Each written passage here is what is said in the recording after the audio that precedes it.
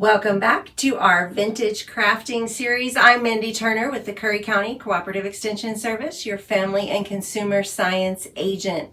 So we have gone through doilies and we have gone through some hankies, and then we did tea towels last time. Today we are going to look at some of the things you can do with stuffed animals. So whether it's you want to take a new stuffed animal and do something fun or different kind of as a gift, or the nostalgia around our stuffed animals. Y'all, I grew up with tons of them. I have a bunch boxed up a bit away for hopefully someday having grandkids and all of that good stuff.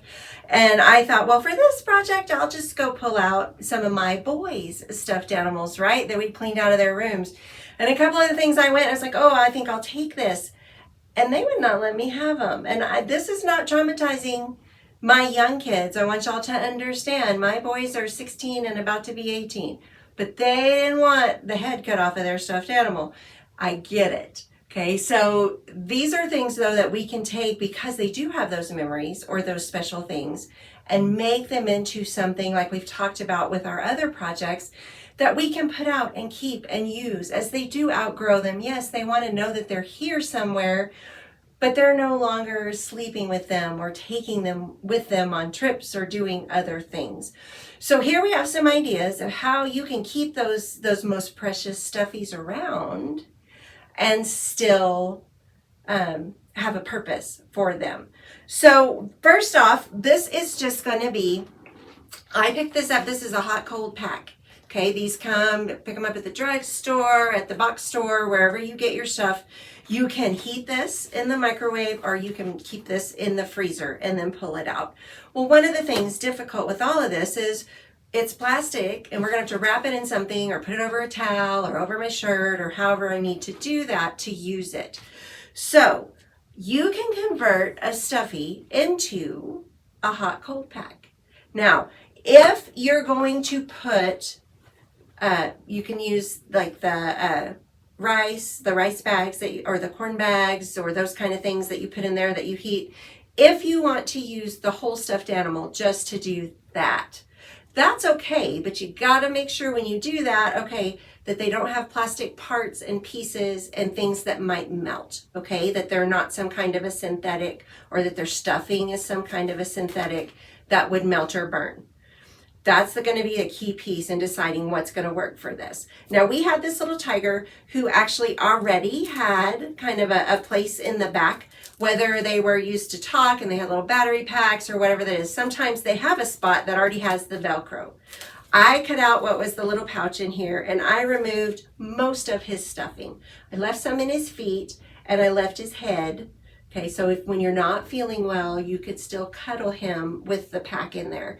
So now, whenever I know I need, hey, somebody's not feeling good or they've injured themselves, which happens around my house a lot, I can pull this straight out of the freezer or pop it in the microwave, however long it says on your pack, and then I can just tuck that inside my guy.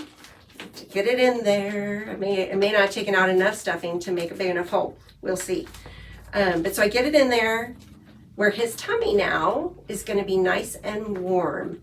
I'm going to seal up that Velcro and then I'm going to put this wherever it hurts, wherever I need it, or if it's the frozen one, I don't have to worry about a towel or a wrap. It's already there with my little stuffy friend that I can cuddle. So what a great fun idea. You can also purchase pre-made ones that already do this, but if you have that favorite stuffed animal for your kiddos or grandkids that you know they would appreciate that one, then you can make something along these lines. Then we have this next one. This is just a fun little Heidi jar, and you can base it off the size of the animal you have or the size of the jar you have. Now, if it's going into a kid's room, we obviously want to think about maybe we don't want glass. We want some type of a plastic container or jar to go on the inside. All of my plastic ones were big. Remember, we want to reconnect with things that we have purchased in the past that are up in the cabinet that we just, oh, this is great, I need to save it, and then have never used it. So check your stash for what you have So there's a variety of sizes, and then you just kind of have to figure out, all right, what would fit within what I have. So I wanted to use a small one of this lovely little yellow bear. Now he is kind of a beanie thing. He has bean bags, and I left the bean bag piece in the bottom for him to sit up, okay, and took out the stuffing after I removed his head. Okay, this again, if this you think will traumatize your kiddos, do this when they're not in the room. But I have to admit, I pulled some things out. There's like, oh, that might work. And I'm like, oh, I just really don't want to cut it apart. So another great thing you can do with those types of animals is make like shadow boxes where you can keep them whole, but hang them up and put them on the wall as a display so that you have something that you can look at and have those great memories. When we talk about vintage things, that's exactly what we're talking about. But so for this project, you move the head, kind of make sure everything fits together. We're going to take the jar and we're going to insert that. So we got to give it some stretch, pull it around, but we're going to get our jar. I lost a couple of his stitches here, but that's not a big deal. We're going to fix that and get it up. Now, obviously, I don't want to come up around the neck because I still want the lid to go on. Let me move our little scarf here. I still want the lid to go on when I put things in it, okay, whether it's coins or jewelry or fun notes that you want to pass back and forth with the kids. All kinds of things you can do this if you want it in their room or to put somewhere else just to keep things special. But so then we can just add a little bit, take our hot glue here, and add a little bit just to keep it in place so that as we are putting things in and out of the jar and we're putting things in and out of the jar and we're taking the lid off and on, that we don't knock him over and lose everything, okay? So we get that glued, and you can go all the way around if you want. For the purposes of right now, I'm just gonna put that little bit on the back to hold him in place. Then we're going to take his head. Now, I did remove quite a bit of stuffing from his head, okay, to be able to get the lid worked in there. And then I left the stuffing, of course, for his nose because I want his head to have some shape. And as I look at it, he's a little bit deflated. So now that I have my jar rim in here, I'm going to take back a little bit of that stuffing and stick it in here just so... and I didn't glue it. So now I've got it. It came back out. But now I've got it stretched. So hopefully I can get that back on there so that he has a little bit more of his head at least sticking up like we want it. Okay. And then with a jar like this, just because, again, we talk about putting things, smaller things in the jar, having things there that they can open it and find and do, I'm going to go ahead and glue the actual lid back into the ring, so that when they take it on and off, things don't fall and get lost in his little head, okay? So just, again, a little bit of hot glue to hold everything in place, which now it doesn't want to come back out for me. But we can just get him glued up.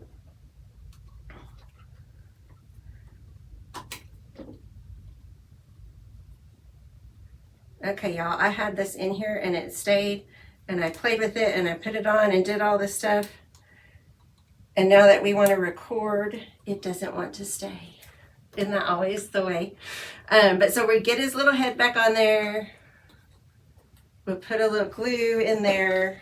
Again, we want to make sure that it's all to the outside so that when we get ready to put him on the jar, there's nothing in our way for screwing that back down tight where we need it. Okay, get rid of all the little floofies from all of the stuffing. And then we may have to play with it a bit to kind of figure out how to get his head to turn the right direction. But we just put our lid on our jar. And if you really want it to be hidden, a nice piece of ribbon, or like our tiger had a scarf, we could take a scarf from an animal and put it around there so you can't even tell that he opens. And then we get ready to add treats. There we go. Okay, so a fun way to repurpose a stuffed animal and have a fun little hidey hole to put things in. Okay, I mentioned the shadow box and being able to put our little fluffy friends out where we can see them, enjoy them, maybe display them with a photo of when the kids had them and growing up with those just as a fun thing to keep. So, but you can also do little huggy frames. And so this is just a plain document frame. I took the glass and the pieces out. And we'll put them back in eventually. But so what I have here is then this cute dragon. And so you can either do it where like he's going to sit and he's going to hold this, or, okay, again, you can take him apart and make him a little hugger so that he is hugging. So when you put the picture in the frame, and then you can hang it on the wall because it's going to be flat on the back, but there's his head and his arms and his little feet wrapped around that to hold it. Okay, and because of the time today, I'm not going to cut him all apart to show you, but it's, you know, pretty simple process. You just cut them off, figure out how much stuffing you need to keep, and place them around your frame, and that's definitely a hot glue kind of project. So that's how we're going to put him on there and keep him together. And then bonus, this is one of the fun things that we made way back in the day when my kids were little, and made them as gifts for the daycare. And so this one happened to be John's. It's a monkey scarf. So these were actually even just like dollar animals we picked up somewhere, and we had several different ones. Denny was into Thomas the Train, so we had a little stuffed Thomas the Train that he had gotten that I actually used to do this. So whatever kind of fun, interesting thing you have. And then this is just fleece. I have a yellow and brown to go with my monkey. Obviously makes you think of bananas when we talk about monkeys, right? And it's 2 pieces of fleece stitched together down to make the scarf. So then you could tie these if you wanted, or you can just leave them loose and kind of fringy. And then we put his little monkey feet on the other end. This was done with a machine. You could hand stitch all of this, or again, hot glue it if you think the little guys aren't going to wear them too long.